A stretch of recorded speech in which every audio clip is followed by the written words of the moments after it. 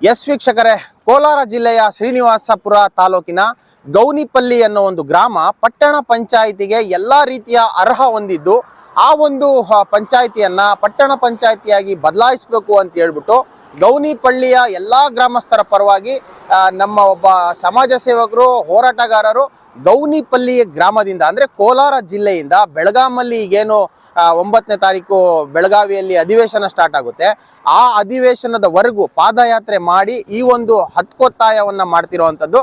ನಮ್ ಜೊತೆ ಇದ್ದಾರೆ ಸಮಾಜ ಸೇವಕರು, ಕನ್ನಡ ಪರ ಹೋರಾಟಗಾರರು ಅಮ್ಜದ್ ಖಾನ್ ಅವರು. ನೋಡಿ, ಇವರು ಕೋಲಾರದಿಂದ ಬೆಳಗಾಂಗೆ ಪಾದಯಾತ್ರೆ ಮುಖಾಂತರ ಹೋಗ್ತಿರೋವಂಥದ್ದು. ಸೊ ಈಗ ಇವರು ನಮಗೆ ಶಿರಾನಗರದಲ್ಲಿ ಸಿಕ್ಕಿದ್ದಾರೆ. ಸುಮಾರು ಎಷ್ಟು ಕಿಲೋಮೀಟರ್ ಇಂದ ನಡ್ಕೊಂತ ಬಂದಿದ್ದಾರೆ, ಯಾವಾಗ ಬೆಳಗಾಂ ಅಧಿವೇಶನಕ್ಕೆ ಪಾದಯಾತ್ರೆ ಮೂಲಕ ತಲುಪ್ತಾರೆ, ಇವರ ಬೇಡಿಕೆಗಳೇನು ಎಲ್ಲಾನು ಕೇಳ್ತಾನೆ ಹೋಗೋಣ. ವಿಶೇಷ ಏನಪ್ಪಾ ಅಂತಂದ್ರೆ ಈ ಒಂದು ಪಾದಯಾತ್ರೆ ಅಂದ್ರೆ ಗೌನಿಪಲ್ಲಿ ಗ್ರಾಮವನ್ನ ಪಟ್ಟಣ ಪಂಚಾಯಿತಿಯಾಗಿ ಬದಲು ಮಾಡಬೇಕು ಅಂತ ಹೇಳ್ಬಿಟ್ಟು ಇದು 3ನೇ ವರ್ಷದ ಪಾದಯಾತ್ರೆ. ಚೆನ್ನಾಗಿ ನೆನಪಿರ್ಲಿ, 3 ವರ್ಷನೂ ಕೂಡ ಇವರು ಪಾದಯಾತ್ರೆ ಮುಖಾಂತರ ಹೋಗಿದೆ. ಯಾವುದೇ ರೀತಿ ಸರ್ಕಾರ ಇವ್ರಿಗೆ ಸ್ಪಂದಿಸಿಲ್ಲ. ಇನ್ನಷ್ಟು ಮಾಹಿತಿಗಳನ್ನ ಇವ್ರನ್ನ ಮಾತಾಡಿಸ್ತೀನಿ. ಅಮ್ಜದ್ ಖಾನ್ ಅವರೇ, 3ನೇ ವರ್ಷ ಬೆಳಗಾಂ ಅಧಿವೇಶನಕ್ಕೆ ಪಾದಯಾತ್ರೆ ಮುಖಾಂತರ ನೀವೊಂದು ಹಕ್ಕೊತ್ತಾಯವನ್ನ ಇಟ್ಕೊಂಡು ಹೋಗ್ತಾ ಇದ್ದೀರಾ. ಇಲ್ಲಿವರೆಗೂ ಈಡೇರಿಲ್ಲ. 3ನೇ ವರ್ಷದಲ್ಲಿ ಈಡೇರುವಂತ ಒಂದು ನಂಬಿಕೆ ನಿಮ್ಗಿದೆಯಾ ಅಂತ? ಹೌದು, ಒಂದು ವಿಶ್ವಾಸ ಇಟ್ಟಿದ್ದೀನಿ. ಏನು 2 ಬಾರಿ ಪಾದಯಾತ್ರೆ ಗೌನಿಪಲ್ಲಿ ಗ್ರಾಮ ಪಂಚಾಯತಿಯ ಬೆಳಗಾವಿ 2 ಬಾರಿ ಪಾದಯಾತ್ರೆ ಮಾಡಿದ್ದೀನಿ. 3ನೇ ಬಾರಿ ಸರ್ಕಾರ ಸ್ಪಂದಿಸುತ್ತೆ ಅಂತ ಒಂದು ವಿಶ್ವಾಸವನ್ನು ನಾನು ಇಟ್ಟಿದ್ದೀನಿ. ನಾನು ಸರಿ, ಏನ್ ನಿಮ್ಮ ಅಜೆಂಡಾ ಹೇಳಿ ಮೊದಲು. ನಮ್ಮ ಅಜೆಂಡಾ ಏನಂದ್ರೆ, ಶ್ರೀನಿವಾಸಪುರ ಕ್ಷೇತ್ರದಲ್ಲಿ ಗೌನಿಪಲ್ಲಿ ಗ್ರಾಮ ಪಂಚಾಯತಿ ಬಹಳ ದೊಡ್ಡ ಗ್ರಾಮ ಪಂಚಾಯತಿ ಆಗಿದೆ. ಇಲ್ಲಿ 23 ಸದಸ್ಯರಿದ್ದಾರೆ. ಇಲ್ಲಿ ಈಗ 2 ಸದಸ್ಯರನ್ನು ಹೆಚ್ಚುವರಿಯಾಗಿ ಈಗ ಮಾಡ್ತಾ ಇದ್ದಾರೆ ಈ ಪಂಚಾಯತಿ ಚುನಾವಣೆಗೆ. ಈಗ ಇದು ಗಡಿ ರಾಜ್ಯದಲ್ಲಿ ಗಡಿ ಪ್ರದೇಶದ ಕರ್ನಾಟಕ ರಾಜ್ಯದಲ್ಲಿ ಆಗಿರೋದ್ರಿಂದ ಇದು ಈ ಗ್ರಾಮ ಪಂಚಾಯತಿಯನ್ನು ನಿರ್ಲಕ್ಷ್ಯ ಮಾಡ್ತಾ ಇದ್ದಾರೆ. ಅದು ಕನ್ನಡ ಒಂದು ಕಾಪಾಡುವ ಒಂದು ಒಂದು ಬಹಳ ಅಭಿವೃದ್ಧಿ ಹೊಂದಿರತಕ್ಕಂತ ಗ್ರಾಮ ಪಂಚಾಯತಿ ಗೌನಿಪಲ್ಲಿ ಗ್ರಾಮ ಪಂಚಾಯತಿಯಲ್ಲಿ. ಈಗ ನಿಮ್ಗೆ ಕೋಲಾರಕ್ಕೂ ಆಂಧ್ರ ಭಾಗಕ್ಕೂ ಏನಾನ ಗಡಿನ?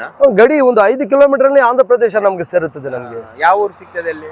ಅವರು ಇದು ಯಾವುದು ಗುಡಿಪಲ್ಲಿ ಅಂತ ಸಿಗುತ್ತದೆ. ಆಂಧ್ರ ಭಾಗದಲ್ಲಿ ಒಂದು ಕನ್ನಡವನ್ನ ಕಾಪಾಡಬೇಕು, ಮತ್ತೆ ಆ ಒಂದು ಗೌನಿಪಲ್ಲಿ ಗ್ರಾಮವನ್ನ ಪಟ್ಟಣ ಪಂಚಾಯತಿಯಾಗಿ ಮಾರ್ಪಾಡು ಮಾಡಿದ್ರೆ ಏನೆಲ್ಲ ಲಾಭಗಳಾಗ್ತವೆ ನೋಡಿ. ನಮ್ಮ ಗ್ರಾಮ ಪಂಚಾಯತಿಯಲ್ಲಿ ಈಗ ಸರಿಸುಮಾರು 20,000 ಜನಸಂಖ್ಯೆ ಇದೆ. ಈಗ ಮೂಲಭೂತ ಸೌಕರ್ಯಗಳು ಬಹಳಷ್ಟು ಕುಂಠಿತ ಆಗಿದೆ. ಏನು ರಸ್ತೆ ದೀಪ ಆಗಿರಬಹುದು, ರಸ್ತೆ ಬೀದಿಗಳಲ್ಲಿ ರಸ್ತೆ ಆಗಿರಬಹುದು, ಚರಂಡಿ ವ್ಯವಸ್ಥೆ ಆಗಿರಬಹುದು, ಕಸ ವಿಲೇವಾರಿ ಆಗಿರ್ಬೋದು, ನೀರನ್ನು ಸಮರ್ಪಕ ನಿರ್ವಹಣೆ ಮಾಡುವುದಾಗಿರಬಹುದು, ಬಹಳಷ್ಟು ಮೂಲಭೂತ ಸೌಕರ್ಯಗಳಿಂದ ಕುಂಠಿತ ಆಗಿದೆ. 4 ಜನ 5 ಜನ ಒಂದು ಅಲ್ಲಿ ಕೆಲಸ ಮಾಡುವ ಕೆಲಸಗಾರರು ಇರ್ತಾರೆ ಪಂಚಾಯತಿ ಮಟ್ಟದಲ್ಲಿ. 20,000 ಜನಕ್ಕೆ ಸೇವೆ ಮಾಡಲು ಹೆಂಗೆ ಸಾಧ್ಯ ಅವರು? ಅದಕ್ಕಾಗಿ ಮೊನ್ನೆ ತಾನೇ ಚಿಕ್ಕಬಳ್ಳಾಪುರ ಕ್ಷೇತ್ರದ ಚಿಂತಾಮಣಿಯಲ್ಲಿ ಒಂದು ಕೈವಾರ ಗ್ರಾಮ ಪಂಚಾಯತಿ ಇದೆ. ಆ ಗ್ರಾಮ ಪಂಚಾಯತಿಯನ್ನು ಪಟ್ಟಣದ ಪಂಚಾಯತಿಯನ್ನಾಗಿ 3 ತಿಂಗಳ ಹಿಂದೆ ಮಾಡಿದ್ದಾರೆ. ಈಗ ಅದೇ ಮಾನದಂಡಗಳನ್ನು ಇಟ್ಕೊಂಡು ನಮ್ಮ ಗೌನಿಪಲ್ಲಿ ಪಂಚಾಯತಿಯನ್ನು ಸಹ ಮಾಡಬೇಕು ಪಟ್ಟಣ ಪಂಚಾಯತಿ ಅಂತ 2 ವರ್ಷದಿಂದ ಹೋರಾಟ ಮಾಡ್ತಾ ಇದ್ವಿ. ಇದು 3ನೇ ವರ್ಷ ಮಾಡ್ತಾ ಇದ್ವಿ. ಒಂದು ನಂಬಿಕೆ ಇದೆ ಸಿದ್ದರಾಮಯ್ಯ ಸರ್ಕಾರದ ಮೇಲೆ.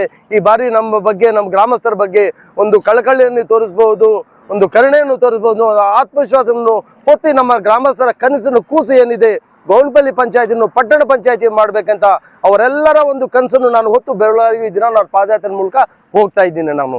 Okay, fine. ಈಗ ನೀವು ಕೋಲಾರದಿಂದ ಬೆಳಗಾಂವರೆಗೂ ಪಾದಯಾತ್ರೆ ಮಾಡ್ತಾ ಇದ್ದೀರಾ, ಯಾವುದೇ ಸೆಕ್ಯೂರಿಟಿ ಇಲ್ಲ ನಿಮ್ಗೆ. ಸೊ ಒಬ್ರೇ ಪಾದಯಾತ್ರೆ ಮಾಡಿದಾಗ 2 ಬಾರಿ ನೀವು ಬೆಳಗಾಂ ಅಧಿವೇಶನಕ್ಕೆ ತಲುಪಿದ್ದೀರಾ, ಹೌದಾ? ಹೌದು. ಸೊ ಆಗ ನಿಮ್ಗೆ ಯಾರಾದ್ರೂ ಜನಪ್ರತಿನಿಧಿಗಳು ಅಥವಾ ಸರ್ಕಾರದ ಪರವಾಗಿ ಮಾತಾಡ್ಸಿರೋದುಂಟಾ ನಿಮ್ಗೆ? ಅಲ್ಲಿ ಬೆಳಗಾಮಲ್ಲಿ ನಾವು ಹೋದಾಗ ನಮ್ಮ ಜನಪ್ರತಿನಿಧಿ ನಾಯಕರಾಗಿರ್ತಕ್ಕಂಥ ನಮ್ಮ ಶಾಸಕರು ಸನ್ಮಾನ್ಯ ಜಿ.ಕೆ. ವೆಂಕಟೇಶ್ವರ ರೆಡ್ಡಿ ಅಣ್ಣ ಅವರು ಸಿಕ್ಕಿದ್ರು. ಗ್ರಾಮಸ್ಥದ ಹಿರಿಯ ಮುಖಂಡರು, ಹಿರಿಯರು ಎಲ್ಲರೂ ಅಲ್ಲಿ ಆ ದಿನ 1ನೇ ಪಾದಯಾತ್ರೆಗೂ ಬಂದಿದ್ರು, 2ನೇ ಪಾದಯಾತ್ರೆಗೂ ಬಂದಿದ್ರು. ನಾವು ಅಬ್ದುಲ್ ರಹಿಮಾನ್ ಖಾನ್ ಸಾಹೇಬ್ರಿಗೆ, ಏನು ಪೌರಾಡಳಿತ ಸಚಿವರಾಗಿರ್ತಕ್ಕಂಥ ಅವ್ರಿಗೆ 2 ಬಾರಿ ಗ್ರಾಮಸ್ಥರ ಸಮ್ಮುಖದಲ್ಲಿ, ಶಾಸಕರ ಸಮ್ಮುಖದಲ್ಲಿ ನಾವು ನಮ್ಮ ಪಂಚಾಯತಿಯನ್ನು ಮೇಲ್ದರ್ಜೆ ಏರಿಸಬೇಕು ಅಂತ 2 ಬಾರಿ ಮನವಿ ಕೊಟ್ಟಿದ್ದೀವಿ ನಾವು ಎಲ್ಲರ ಮುಖಾಂತರ ಅವರಿಗೆ. ನಾವು ಕೊನೆಯದಾಗಿ ಏನ್ ಹೇಳಕ್ ಇಷ್ಟಪಡ್ತೀರಾ? ನಾನು ಕೊನೆಯದಾಗಿ ಹೇಳಕ್ ಇಷ್ಟಪಡುವುದಷ್ಟೇ ಏನಂದ್ರೆ, ಗಡಿ ಭಾಗದಲ್ಲಿ ಏನು ಗ್ರಾಮಸ್ಥರು ಇದನ್ನ ಮೂಲಭೂತ ಸೌಕರ್ಯದಿಂದ ಕುಂಠಿತರಾಗಿದ್ದಾರೆ, ವಂಚಿತರಾಗಿದ್ದಾರೆ. ಅವ್ರಿಗೆ ಎಲ್ಲ ಹಕ್ಕುಗಳು ಪ್ರತಿಯೊಬ್ಬರಿಗೂ ಅವರವರ ಹಕ್ಕು ದೊರೆಯುವುದು ಸಂವಿಧಾನ ಚೌಕಟ್ಟಲ್ಲಿ ಇರತಕ್ಕಂಥ ವಿಚಾರವನ್ನು ಈ ದಿನ ನಮ್ಮ ಪಂಚಾಯತಿಯನ್ನು ಪಟ್ಟಣ ಪಂಚಾಯತಿ ಮಾಡಬೇಕು. ಅಭಿವೃದ್ಧಿ ಆಗಲು ನಮ್ಮ ಪಂಚಾಯತಿ ಬಹಳ ವೇಗವಾಗಿ ಶ್ರೀನಿವಾಸಪುರ ಕ್ಷೇತ್ರದಲ್ಲಿ ಅಭಿವೃದ್ಧಿ ಹೊಂದಿರತಕ್ಕಂಥ ಗ್ರಾಮ ಪಂಚಾಯತಿ ಯಾವುದಂದ್ರೆ ಅದು ಗೌನಿಪಲ್ಲಿ ಗ್ರಾಮ ಪಂಚಾಯತಿ ನಾನು ಹೇಳಲು ನಾನು ಇಚ್ಛೆ ಪಡ್ತೇನೆ. ನಾನು ಎಸ್ ವೀಕ್ಷಕರೇ, ನೋಡಿದ್ರಲ್ಲ, ಗೌನಿಪಲ್ಲಿ ಅನ್ನೋ ಒಂದು ಪಂಚಾಯತಿನ ಪಟ್ಟಣ ಪಂಚಾಯತಿಯಾಗಿ ಮಾರ್ಪಾಡು ಮಾಡಲು ಅಂದ್ರೆ ಅಭಿವೃದ್ಧಿ ಹೊಂದಿಸಲು ಯಾಕೆ ಸರ್ಕಾರ ನಿರ್ಲಕ್ಷ್ಯ ಹೋಗ್ತಾ ಇದೆ? ಸ್ಥಳೀಯ ಶಾಸಕರು ಈ ಒಂದು ವಿಶೇಷ ವರದಿಯನ್ನ ನೀವು ನೋಡಬೇಕು, ನೀವು ಸರ್ಕಾರದ ಮಟ್ಟಕ್ಕೆ ತಲುಪಿಸ್ಬೇಕು. ಅದೇ ರೀತಿ ಆ ಗೌನಿಪಲ್ಲಿಯ ಕೋಲಾರ ಜಿಲ್ಲೆಯಲ್ಲಿರುವಂತಹ ಶ್ರೀನಿವಾಸಪುರ ತಾಲೂಕಿನ ದಂಡಾಧಿಕಾರಿಗಳಾಗಿರ್ಬೋದು ಅಥವಾ ಕೋಲಾರ ಜಿಲ್ಲೆಯ ಜಿಲ್ಲಾಧಿಕಾರಿಗಳಾಗಿರ್ಬೋದು, ದಯಮಾಡಿ ಈ ಒಂದು ಹೋರಾಟ ಮಾಡ್ತಿರುವಂತ ಈ ವ್ಯಕ್ತಿಯ ಮನವಿಯನ್ನ ಆದಷ್ಟು ಬೇಗ ಸ್ವೀಕಾರ ಮಾಡಿ ಆ ಗೌನಿಪಲ್ಲಿಯ ಪಂಚಾಯಿತಿಯನ್ನ ಪಟ್ಟಣ ಪಂಚಾಯಿತಿಯಾಗಿ ಬದಲಾಯಿಸಲು ಯಾಕೆ ಮೀನಾಮೇಷ ಎಣಿಸ್ತಿದ್ದೀರಾ ಅಂತ ನಮ್ಗಂತೂ ಗೊತ್ತಾಗ್ತಾ ಇದ್ದಿಲ್ಲ. ಈ ವ್ಯಕ್ತಿ ಸತತ 3ನೇ ಬಾರಿ ಬೆಳಗಾವಿಗೆ ಪಾದಯಾತ್ರೆ ಹೋಗಿ ತನಗೆ ಬೇಕಾದಂತ ಅಂದ್ರೆ ಒಂದು ಏನು ವೈಯಕ್ತಿಕವಾದಂತ ಹೋರಾಟ ಮಾಡ್ತಾ ಇಲ್ಲ, ಆ ಒಂದು ಗ್ರಾಮ ಪಂಚಾಯಿತಿ ಎಲ್ಲಾ ಜನಗಳಿಗೆ, ಎಲ್ಲಾ ಪಕ್ಷಾತೀತವಾಗಿರುವಂತ ಜನಗಳಿಗೆ ಅನುಕೂಲ ಆಗ್ಲಿ ಅನ್ನೋ ಒಂದು ವಿಚಾರವಾಗಿ ಒಬ್ಬ ವ್ಯಕ್ತಿ ಒಂದು ಪಾದಯಾತ್ರೆಯನ್ನ ಮಾಡ್ತಿರೋವಂಥದ್ದು. ಈ ಪಾದಯಾತ್ರೆ ಯಶಸ್ಸು ಕಾಣಲಿ. ಈ ಪಾದಯಾತ್ರೆ ನೋಡಾದ್ರೂ ರಾಜಕಾರಣಿಗಳಾಗಿರ್ಬೋದು, ಮುಖ್ಯಮಂತ್ರಿ ಉಪಮುಖ್ಯಮಂತ್ರಿಗಳಾಗಿರ್ಬೋದು ಗಮನ ಹರಿಸಿ ಕೂಡಲೇ ಕೋಲಾರ ಜಿಲ್ಲೆಯ ಶ್ರೀನಿವಾಸಪುರ ತಾಲೂಕಿನ ಗೌನಿಪಲ್ಲಿ ಅನ್ನೋ ಒಂದು ಪಂಚಾಯಿತಿಯನ್ನ ಪಟ್ಟಣ ಪಂಚಾಯಿತಿಯಾಗಿ ಮಾರ್ಪಾಡು ಮಾಡಲಿ ಅನ್ನೋದೇ ನಮ್ಮ ಉದ್ದೇಶ. Sir, best of luck. ನಿಮ್ಮ ಜರ್ನಿ ತುಂಬಾ ಹ್ಯಾಪಿ ಆಗಿರ್ಲಿ, ಆಮೇಲೆ ತುಂಬಾ ಹುಷಾರಾಗಿ ಹೋಗಿ.